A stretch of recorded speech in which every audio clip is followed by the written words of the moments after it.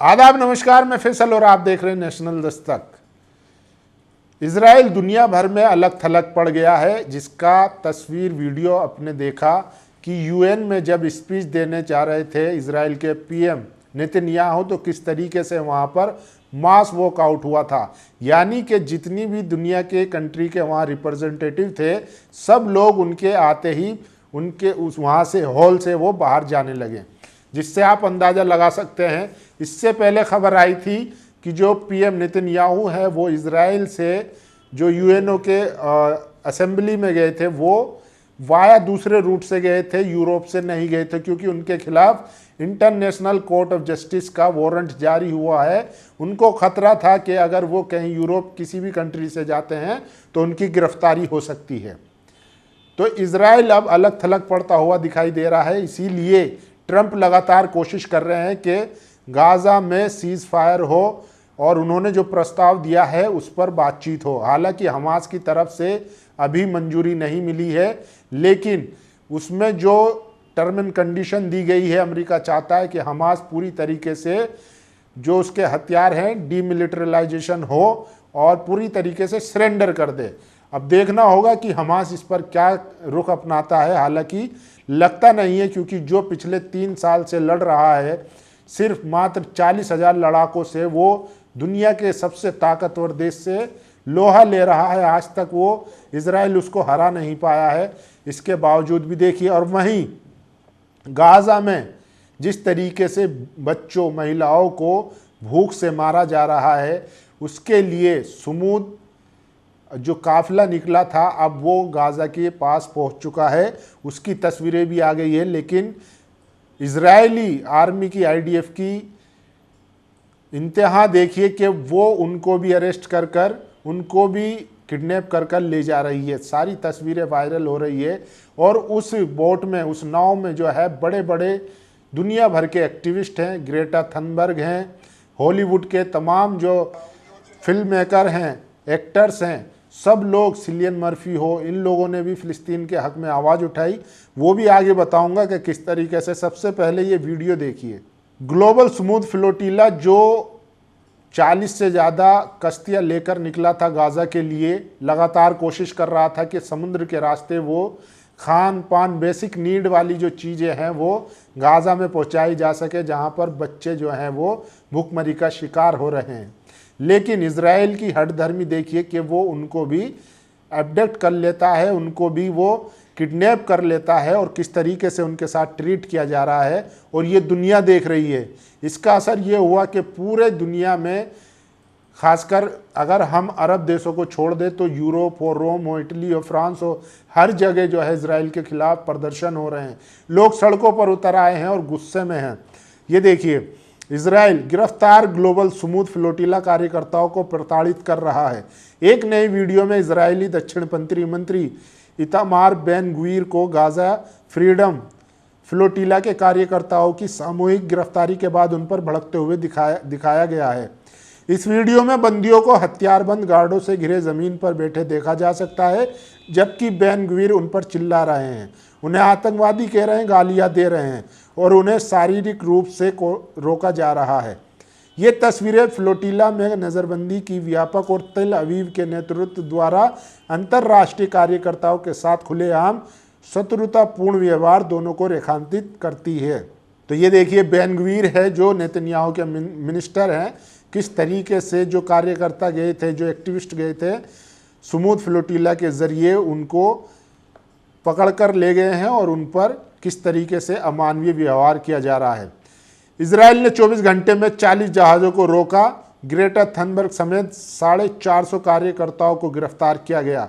अल जजीरा पत्रकार को लेकर ले जा रही एक नाव मैरिनेट या मिकोनोसो बियर ने आईडीएफ नाकाबंदी को तोड़ और संभवतः गाज़ा पहुंच गई है। तो कुछ जो है वो नाव गाज़ा पहुंची है, तस्वीरों के ज़रिए देख सकते हैं। लगातार अपडेट मिल रही है। और ये देखिए, यूरोप की तमाम कंट्रियों में फ़िलिस्तीन के समर्थन में प्रदर्शन हो रहे हैं। और ये देखिए, Italy, Germany, Greece, Spain, Sweden, Belgium, Tunisia, ये सब लोग जो हैं वो बर्लिन, ये सब लोग जो हैं वो इजराइल को कंडेम कर रहे हैं, उसके खिलाफ सड़कों पर उतरे हैं। जिस तरीके से इजराइल ने गाज़ा में निहत्थे फिलिस्तीनियों को भूख से मरने पर मजबूर कर दिया। अब तक इजराइल ने 13 नावों को रोककर उन पर नियंत्रण कर लिया है। भारी दमन, नाकेबंदी और यातना के बावजूद गाज़ा के लिए दूध और आवश्यक सामग्री से लदी 40 से ज़्यादा नावें अपने लक्ष्य की ओर बढ़ रही है। तो ये तब की अपडेट है। और अब देखिए सबसे बड़ी खबर इस बीच जो है तुर्की की एंट्री हो चुकी है, यानी कि तुर्की की तरफ से 45 नावें ग्लोबल स्मूथ फ्लोटिला की मदद के लिए रवाना हो चुकी हैं। ये तस्वीरें देख सकते हैं कि मेडिटेरियन सी में किस तरीके से फिलिस्तीन और तुर्की का झंडा ले रहा है और 50 से ज़्यादा बोट जो हैं जहाज़ वो गाज़ा के लिए रवाना हो चुकी है। इससे पहले जो ग्लोबल स्मूथ फ्लोटिला काफिला जो पहुंचा था जिसमें थंडरबर्ग थी, उसको जो है वो इजरायली सैनिकों ने अरेस्ट कर लिया है, किडनैप कर लिया है।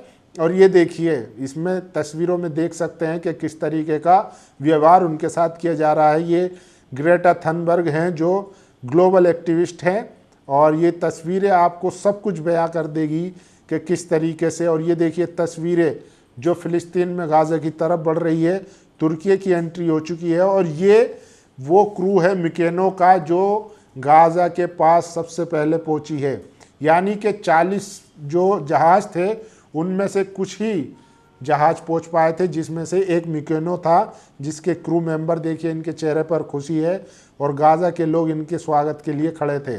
और देखिए ग्रेटा थनबर्ग ने वीडियो जारी किया है कि वो जो है ज़्यादा से ज़्यादा इस वीडियो को इंटरनेशनल मीडिया से उन्होंने गुजारिश की है कि ज़्यादा से ज़्यादा वीडियो को शेयर करें और उनकी जो सरकार है स्वीडन सरकार वो उनको छुड़ाने में मदद करे, क्योंकि इनको किडनैप कर लिया गया है। और ये तस्वीर देखिए जब यहूदी फ़िलिस्तीन आए थे तब की तस्वीरें, और अब जब फिलिस्तीनियों का घर जो है वो खंडर बन चुका है। और ये देखिए हॉलीवुड के तमाम जो जिन ऐसे एक्टर हैं जो फ़िलिस्तीन के समर्थन में आए हैं, Billie Eilish, Finneas, Cillian Murphy, Joaquin Phoenix, Steve Coogan, Annie Mac, Peter Gabriel, तो ये लोग हैं जो आज भी फ़िलिस्तीन के समर्थन में खड़े हैं और सच को सच कह रहे हैं और मानवता की मिसाल पेश कर रहे हैं। कि सबसे बड़ी खबर यह है कि जो ग्लोबल स्मूथ फ्लोटिला जो काफिला निकला था गाज़ा की मदद के लिए, उसको इजराइल ने किडनैप कर लिया है। उसके जितने भी क्रू मेंबर थे, सोशल एक्टिविस्ट थे, सबको गिरफ्तार कर लिया गया है। हालांकि एक जो जहाज़ था वो गाज़ा तक बॉर्डर तक पहुंचने में कामयाब रहा, लेकिन ये खबर मिलते ही तुर्की की तरफ से 45 जहाज़ों का काफिला फिर रवाना हो चुका है, जिसमें तुर्की के जो आम नागरिक हैं वो लेकर राहत सामग्री और जो फ्लोटिला स्मूथ है जो काफिला था उसकी मदद के लिए रवाना हो गए हैं। तो आज की सबसे बड़ी खबर यही है कि इजराइल जो है वो दिन ब दिन अकेला पड़ता जा रहा है। जो यूरोप नाटो जो इजराइल के अमेरिका के साथ खड़ा था, आज वो खुद कई देश जो है वो फ़िलिस्तीन को स्टेट मान चुके हैं और इजराइल की जो हैवानियत भरी जो कार्रवाई है गाज़ा में उसके खिलाफ लगातार बोल रहे हैं और उनके समर्थन में खड़े हैं, गाज़ा के फ़िलिस्तीनियों के समर्थन में खड़े हैं। तो ये बड़ी खबर है। और इजराइल जो सोच रहा था कि हम गाज़ा को ख़त्म कर देंगे, फ़िलिस्तीनियों को ख़त्म कर देंगे और उस पर कब्जा कर लेंगे, लेकिन आज भी 3 साल बाद भी वो 40,000 सैनिक हमास के लड़ाके वो आज भी लड़ रहे हैं। और इजराइल इतनी ताकत होने के बावजूद भी, दुनिया की सबसे बड़ी कंट्री अमेरिका उसके साथ होने के बावजूद भी, तमाम तरह की टेक्नोलॉजी होने के बावजूद भी वो हमास के उन लड़ाकों को हरा नहीं पाया है। अमेरिका आज उनसे बातचीत के टेबल पर है और वो चाहता है कि उनके साथ सीज़ फायर हो, जंगबंदी हो पूरी तरीके से और गाज़ा में फिर से खुशहाली बहाल आए। अमेरिका की तरफ से प्रस्ताव दिया गया है, हालांकि हमास की तरफ से अभी भी जवाब आना बाकी है, क्योंकि जो शर्तें अमेरिका ने रखी है और जिन शर्तों पर इजराइल चाहता है कि पूरा कंट्रोल हमास का वो गाज़ा से ख़त्म हो, देखना होगा क्या गाज़ा इन शर्तों को मानता है और इजराइल और अमेरिका पर कितना भरोसा किया जा सकता है, क्योंकि वो बार बार इस तरीके के समझौते सीज फायर तोड़ते आए हैं। वो अपने मतलब के लिए इस तरीके के सीज फायर करते हैं, लेकिन जैसे ही मौका मिलता है वो उसको तोड़ देते हैं। बाकी आप लोगों की क्या राय है, अपनी राय जरूर दीजिए। शुक्रिया। नेशनल दस्तक की आपसे गुजारिश है कि अगर इसको बचाना चाहते हैं तो नेशनल दस्तक को सब्सक्राइब करने के लिए रेड कलर के सब्सक्राइब बटन को दबाएं, फिर बेल आइकन की घंटी दबाएं। नेशनल दस्तक को बचाने के लिए बहुत जरूरी है कि हर खबर को शेयर करें, लाइक करें, कमेंट जरूर करें।